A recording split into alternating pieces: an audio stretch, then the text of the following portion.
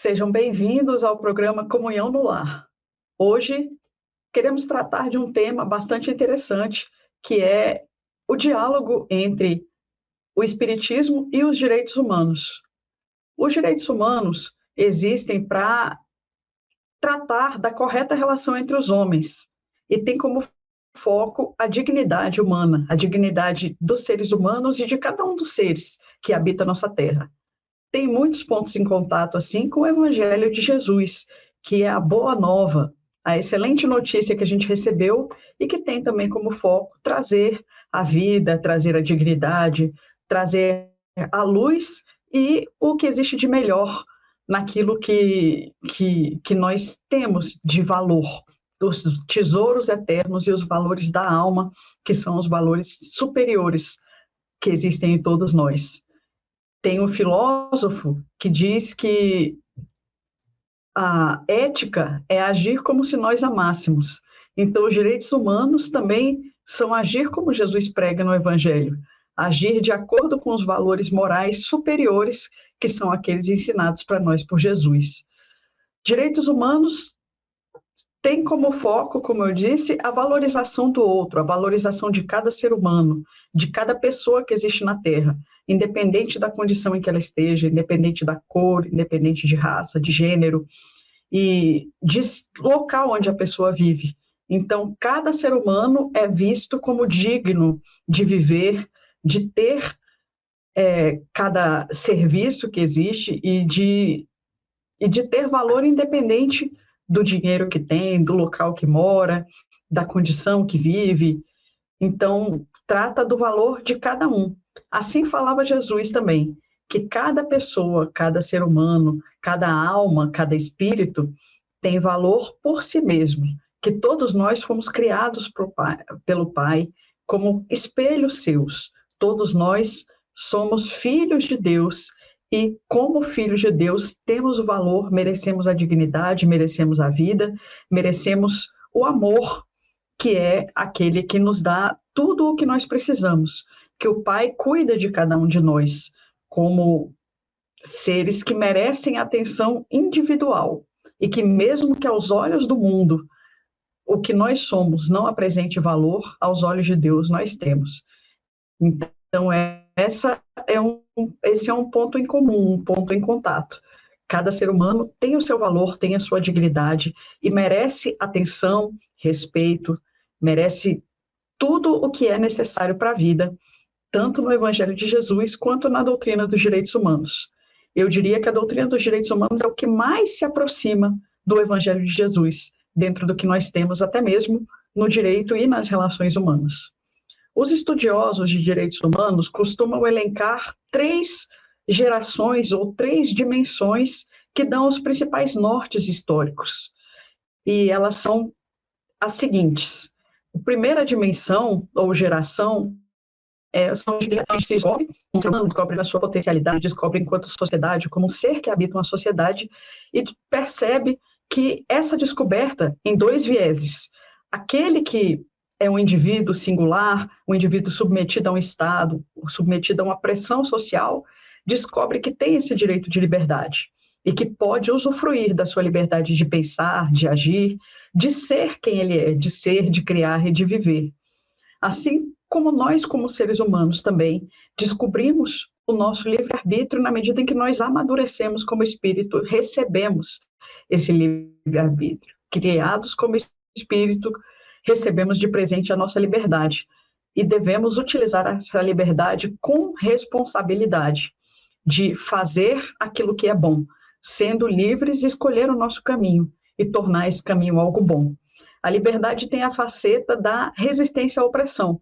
Quando o ambiente em que nós estamos, o estado a que nós estamos submetidos, tem um cunho opressor, nós ainda assim temos o direito de não ser submetidos, de não ser oprimidos, de não ser dito a nós o que fazer, como agir, de termos essa liberdade de pensar, de agir dentro da licitude, dentro daquilo que é bom para todos, mas escolhendo a nós mesmos o nosso caminho. Então, essa liberdade é fundamental para cada ser humano.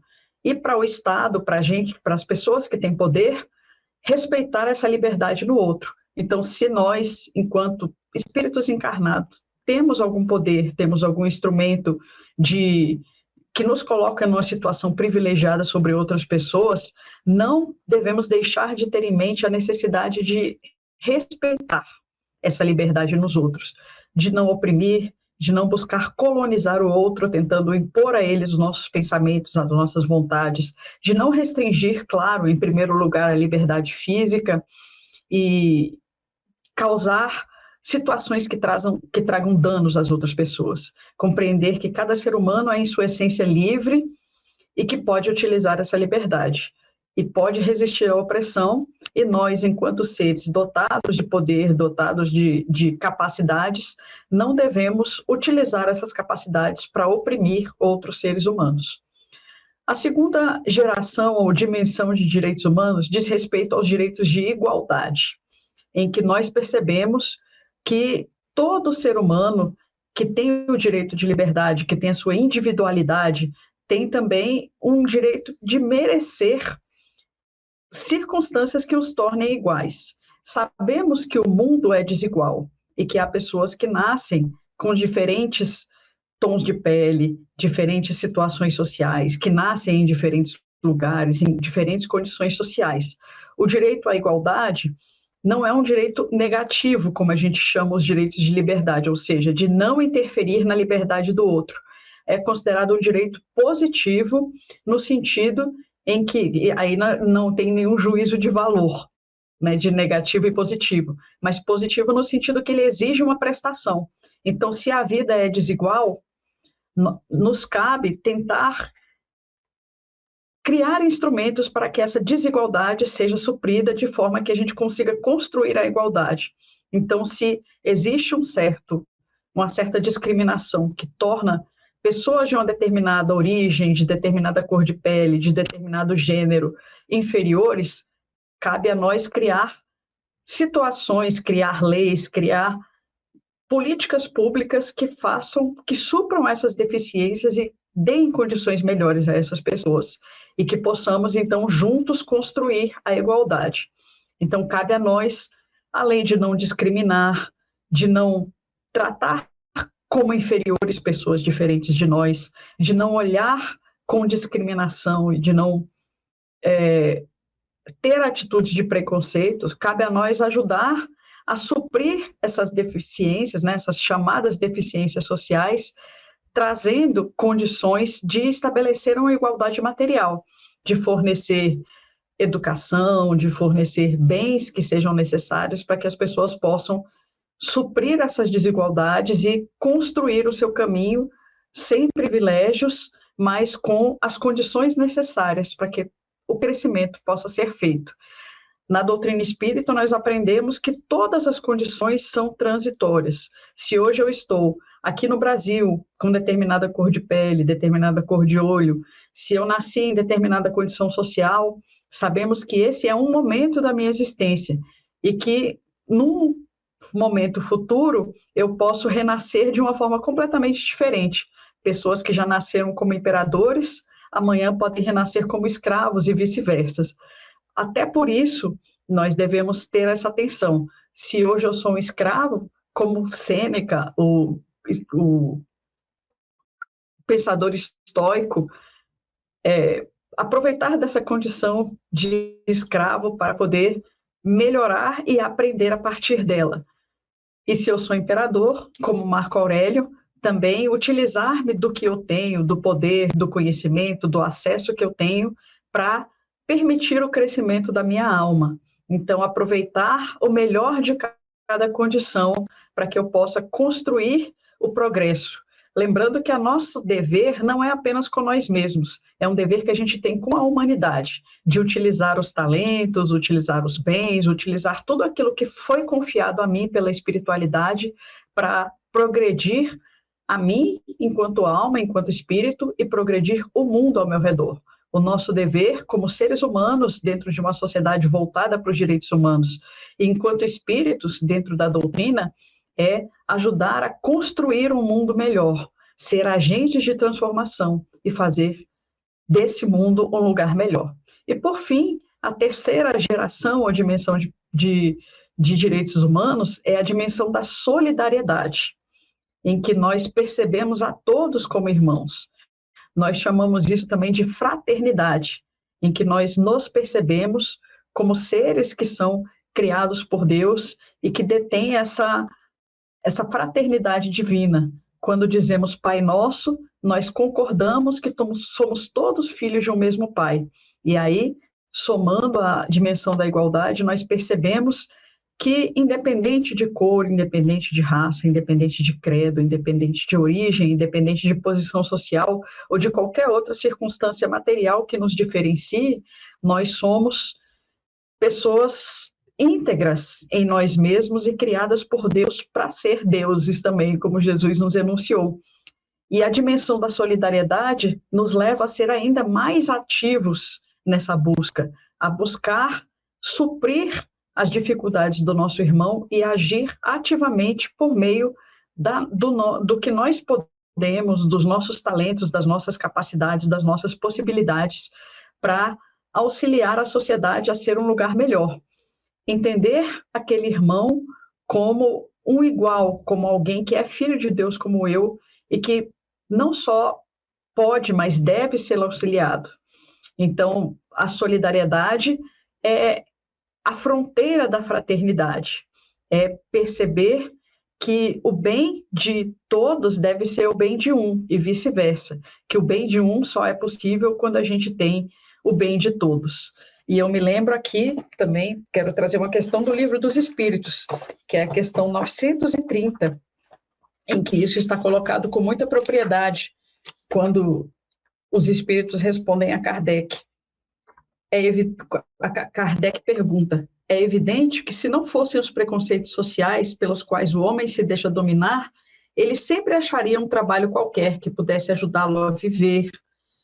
E Kardec aí pergunta, os espíritos, ele segue: mas entre os que não têm preconceitos ou os põem de lado, não há pessoas que estão impossibilitadas de prover as suas necessidades em consequência de moléstias ou outras causas independentes de sua vontade? Então, ele fala que há pessoas que precisam das outras. Paulo fala muito bem isso nas suas cartas. Ele diz a cada um de acordo com suas capacidades, enquanto não pode ser a cada um de acordo com as suas necessidades.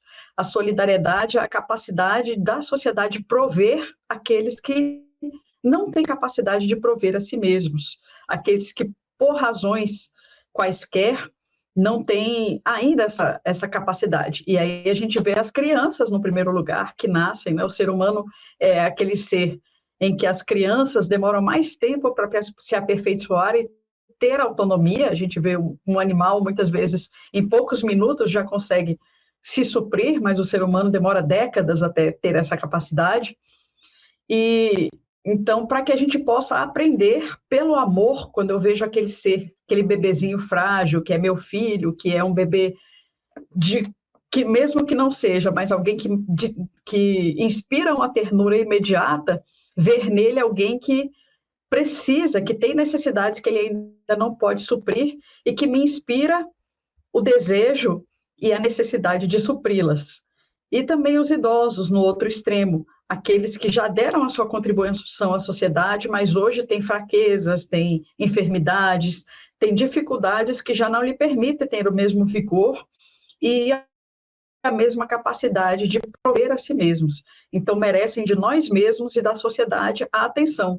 Kardec tem um momento em que ele diz, de uma forma muito bela, que amar os seus pais não é apenas dar a eles o afeto, mas suprir também as suas necessidades. Aqueles mesmos pais que me supriram na infância, quando eles, estando já idosos, não podem mais suprir a si mesmos, podem e devem ser supridos por aqueles a quem eles foram supridos, na lei de amor.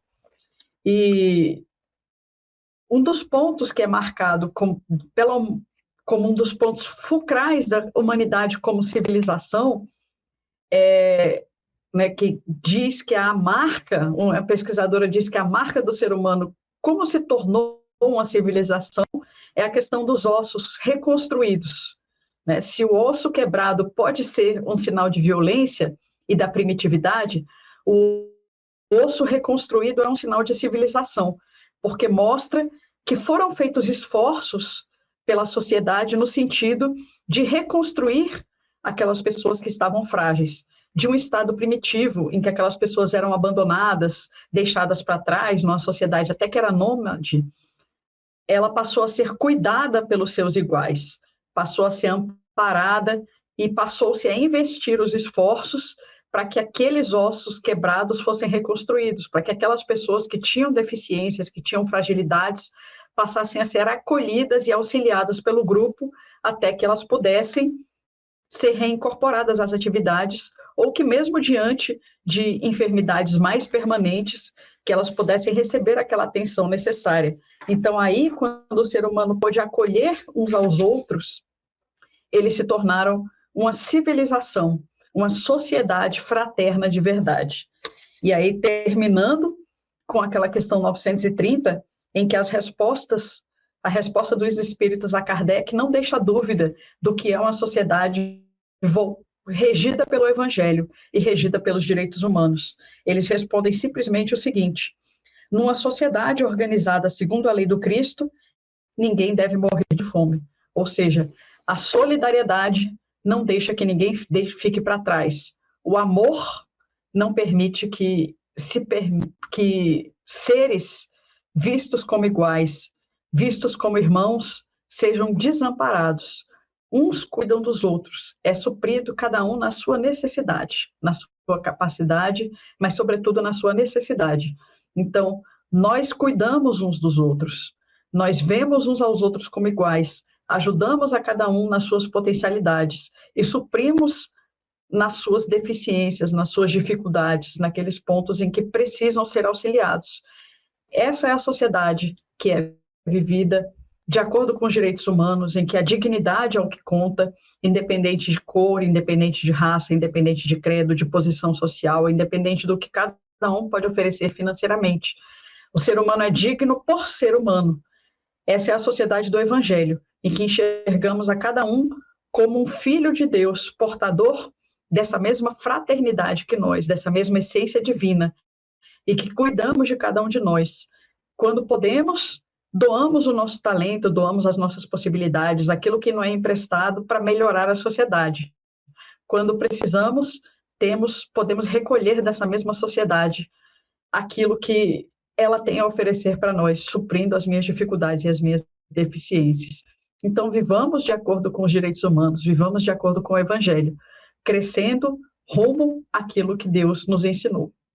Que assim seja.